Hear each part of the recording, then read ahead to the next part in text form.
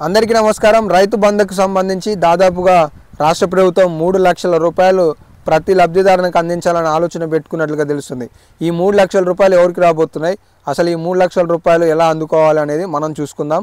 So ఇక latest అప్డేట్స్లో కనుక వచ్చేసినట్లయితే తెలంగాణ రాష్ట్రంలో 5000 రైతు బంధును కాస్త 7500 రూపాయల రైతు భరోసాగా రాష్ట్ర ప్రభుత్వం మార్చింది।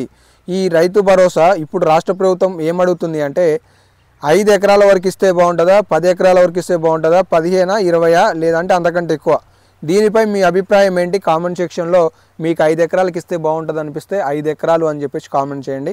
మీరు కూడా ఒకసారి కామెంట్ సెక్షన్ బాక్స్ని ఓపెన్ చేసి అందులో ఎక్కువ మంది 5 ఎకరాలకి ఇవ్వమంటున్నారా, 10 ఎకరాలకి ఇవ్వమంటున్నారా, 15 అంటున్నారా అనేది చూడండి। తద్వారా మీకు కూడా ఒక స్పష్టత ఉంటుంది। వీలైతే మీ తోటి మిత్రులకు కూడా వీడియోని షేర్ చేసి వాళ్ళని కూడా కామెంట్ సెక్షన్ బాక్స్లో సమాచారాన్ని తెలియజేయమని చెప్పండి।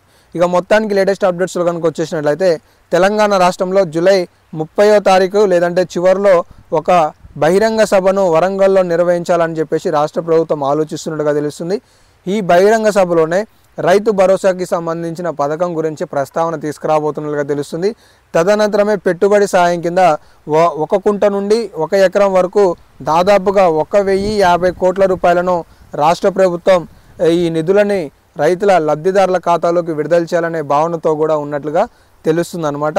దీనికి సంబంధించే 3000 కోట్ల రూపాయల బాండ్లని రాష్ట్ర ప్రభుత్వం వేలానికి పెట్టినట్టుగా కూడా సమాచారం అయితే ఉంది। మొత్తానికి మరికొద్ది రోజులలో రైతులకి 2 లక్షల రుణమాఫీతో పాటు ఒకవేళ 10 ఎకరాల వరకు రైతు బంధు ఇస్తే దాదాపుగా 75,000 ఎకరాకి 7,500 రూపాయల చొప్పున మొత్తం సుమారుగా 2 లక్షలు ప్లస్ 75,000 దాదాపుగా 10 ఎకరాలు ఉన్న వారికి 3 లక్షల రూపాయలు ఈ ఆగస్టు నెలలో రావడానికి అవకాశం అయితే ఉంది। ఇవి లేటెస్ట్గా ఉన్న లేటెస్ట్ అప్డేట్స్। మరిన్ని అప్డేట్స్ కోసం మన ఛానల్ని ఫాలో అవుతుండండి। ధన్యవాదాలు।